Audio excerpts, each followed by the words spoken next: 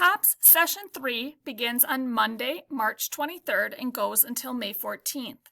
TOPS are after-school classes that run from 2:15 until 3:45 on Mondays, Tuesdays, and Thursdays. Some extra bonuses: you can get a free snack and drink, and if you live in Skyview's attendance area, you can ride the activity bus home.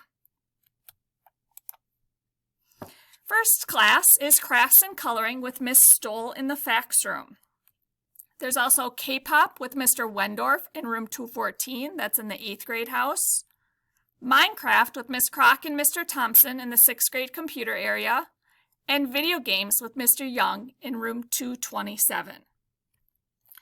You can register for TOPS by grabbing a permission slip that's outside the main office. You need to turn in your completed form to the TOPS box by Friday, March 20th.